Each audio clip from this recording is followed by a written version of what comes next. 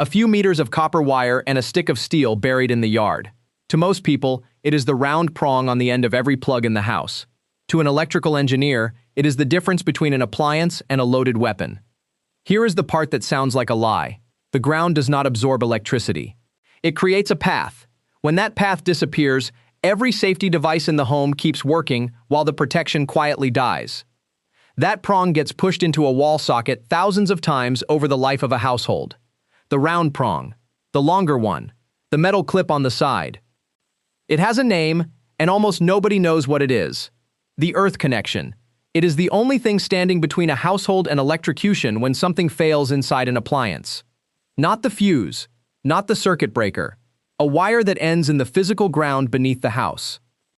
Two questions nobody asks. Why does every socket in the home need a hole that leads into the dirt? And what happens in the exact moment that dirt stops protecting the house? You can check the answers yourself for the price of a light bulb and 2 lengths of wire. An electrician charges hundreds of dollars to deliver the same verdict. The verdict covers every socket in your home. That third prong connects to a network of copper wires running through your walls. Every outlet in your home is part of this network. Every appliance you own depends on it. All of those wires terminate at a single point, a metal rod driven into the soil outside your home. The National Electrical Code has required this connection since its first edition, published in 1897. More than a century of rewrites, and this one requirement has never been removed. Here is how the system used to end. For decades, the earth connection often terminated at the copper water pipe entering the house. The metal pipe was the ground. Then the plumbing aged, the repair crews came, and the copper was replaced with plastic. The connection stayed in the drawings. In the ground, it was gone. That is the first lesson this system teaches. What looks connected is not always connected. Here is what most people never learn. The earth wire does not absorb electricity. The ground does not swallow the charge like a drain. The earth wire creates a path that allows the protective devices in your panel to do their job. When that path is missing, the safety system collapses. Not gradually, not with a warning light. The protection you assume exists simply stops working. Picture the washing machine in your laundry room. Inside its metal frame, a single wire holds its position by tension and luck. Hundreds of spin cycles every week shake the frame. Years of heat soften the mounting. One day, the copper conductor touches the steel casing. The casing is now live at 230 volts. The machine looks identical. It still washes clothes. Nothing signals the danger. Here is the sequence, second by second. Your fingers close on the door handle.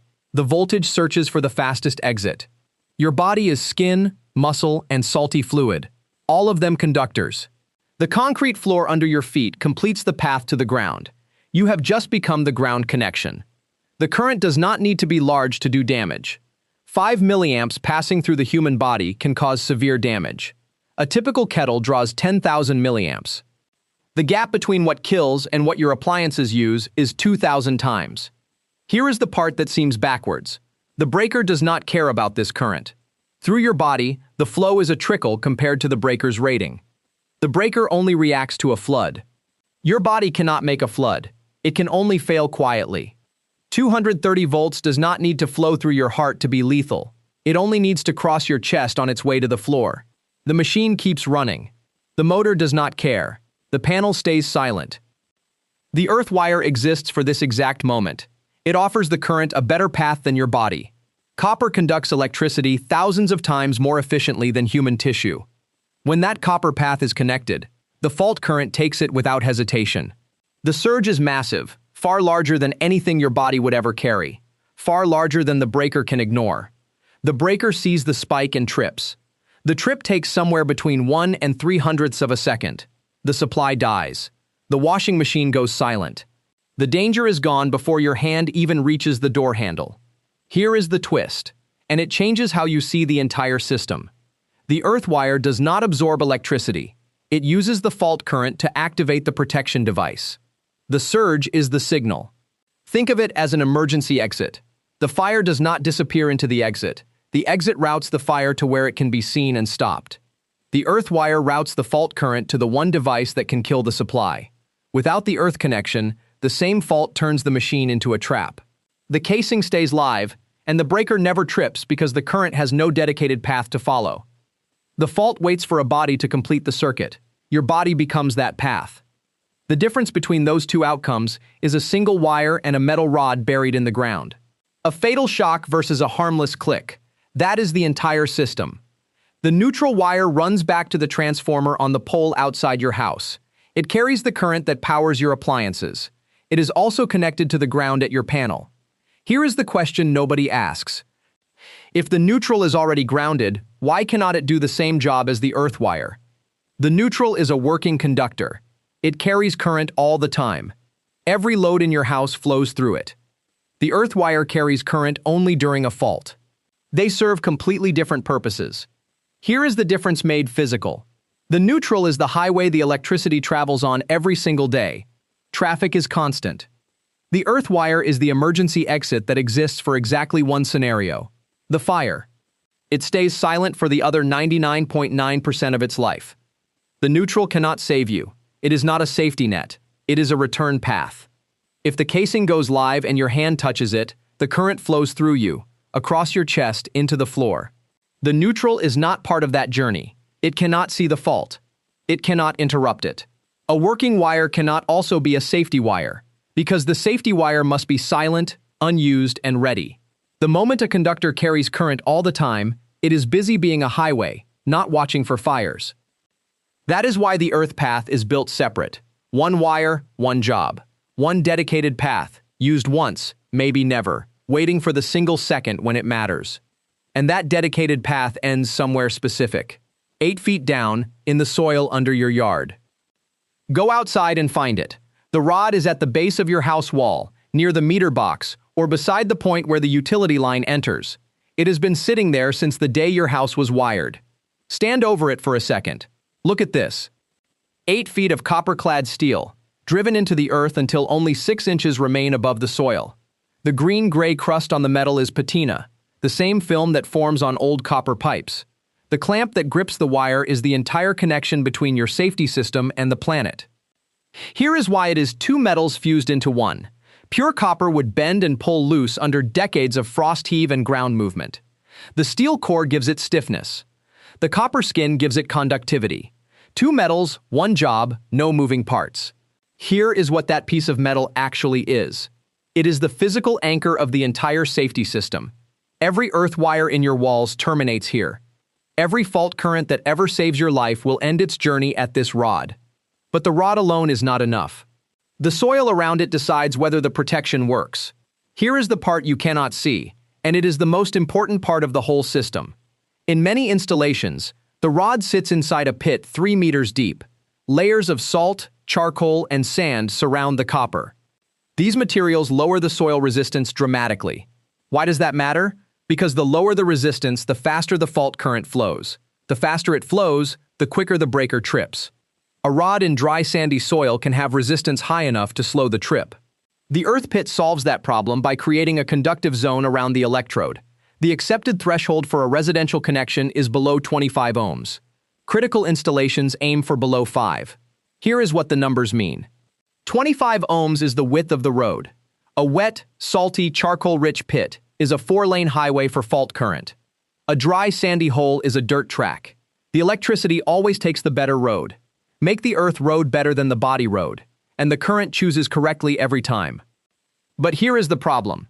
The rod and the pit are the emergency exit, and the breaker is the fire department. Both of them are fast. There is a third device that watches the entire system with far greater sensitivity. The residual current device sits inside your consumer unit. In the United States, it is called the ground fault circuit interrupter. Different names, same job. It compares the current flowing out through the live wire against the current returning through the neutral. In a healthy circuit, those two values match perfectly. The current that leaves comes back. Every amp accounted for. The moment even a fraction of the current leaks away to earth, the balance breaks. That imbalance is the signal. The device detects it and cuts the supply in milliseconds. 30 milliamps of leakage is enough to trigger it. That is less than 1% of what your kettle draws. Think of it as an accountant who notices when a single coin goes missing. The breaker only reacts to a flood. This device reacts to a leak. It is the difference between noticing the river is gone and noticing the first crack in the dam. Here is the truth that most homeowners never hear. The residual current device cannot work without the earth connection. It detects current escaping through the earth path. Without that path, there is nothing to detect. The accountant exists, the books are open, and the leak escapes through a body instead. The device never sees it. The device carries a test button for exactly this reason. Press it once a month. It generates its own imbalance and proves the trip still works. That button is the only self-test in the entire system. Everything else is checked by nobody, ever. Lightning is not a rare event. It strikes the ground roughly 100 times every second across the planet. When it hits near your home, hundreds of thousands of volts surge through the electrical system. The earth connection is the only path that can dissipate that energy safely. Without it, the surge tears through your wiring, destroys your appliances, and can start a fire. Every role this system plays comes back to the same metal: the fault path, the trip signal, the eyes of the leak detector, the lightning drain. One rod, buried in the dirt, doing all of it. Here is the part that changes everything. The one component that everything depends on is also the only component that never gets inspected. The corrosion creeps along the copper clamp where it meets the rod. The soil dries and pulls away from the metal. The connection that once carried fault current with ease now fights every amp. The clamp loosens. Water finds the joint. The copper turns green, then crusty, then useless. The rod that protected you at installation may be dead right now. This is the silent failure. No alarm sounds when the earth path degrades. No indicator light warns you that your protection is fading. No smell signals the failure. The system simply stops working. Here is how quickly it can happen. A lawnmower passes over the wire that runs from the rod to your house. The blade severs the copper. Nobody notices. The wire lies flat, and the grass grows back. The entire safety system is gone, and not a single breaker trips. The appliance still works. The lights still work. Everything works, except the one thing that saves your life. The Electrical Safety Foundation International counts the cost. 51,000 home electrical fires every year in the United States. More than 500 deaths. Many trace back to grounding that no longer grounds. Let that sit. The difference between safety and catastrophe is a piece of metal that has been rotting in the soil for years. The rod that protected your family on the day it was installed may be useless tonight. Here is the part that turns this around. You do not have to trust this system blindly. There is a way to know for sure, and it takes less than a minute. The test lamp method. You need a light bulb, a socket, and 2 lengths of wire. Connect one wire to the live port and the other wire to the earth port. Hold the insulation. Do not touch the metal parts of the wires. If the bulb glows at full brightness, the earth path is working. If it stays dark, there is no earth connection at all. If it glows dim or flickers, the earthing is faulty and needs professional attention. 3 outcomes, 1 verdict. The earth connection either carries fault current or it does not. There is no middle ground when your safety depends on it. But here is the problem. The lamp asks one question only. Does a path exist? It cannot tell you how good that path is. That is where the second method comes in. The multimeter offers a more precise reading. Measure the voltage between live and neutral. Then measure the voltage between live and earth. The 2 values should be nearly identical if the earth path is sound. A wide gap reveals the truth. The protection you trusted has been failing silently for years. But here is the problem. Both electrical tests measure the path while almost no current flows through it. A connection that reads fine at rest can still fail when a real fault hits. That is where the third check comes in, the physical one. Walk outside and find the rod. 6 inches of copper-clad steel should peak above the soil. Check the clamp for corrosion. Check the wire for damage. If the clamp is green, crusty, or loose, the connection is dying. And one more thing that surprises people. Your outlet has 3 holes. That does not mean your home is actually earthed. If your home was built in the 1950s, the sockets may have been upgraded to 3 holes. The walls may still carry 2 wires. The outlet is only as safe as the wire that is actually connected to it. Here is the final truth. That third prong on every plug in your home depends on this one piece of metal. The outlet has 3 holes, but that guarantees nothing. The rod in the ground is the only proof. You know what the round prong has been doing all these years. It is not a spare. It is not a stabilizer.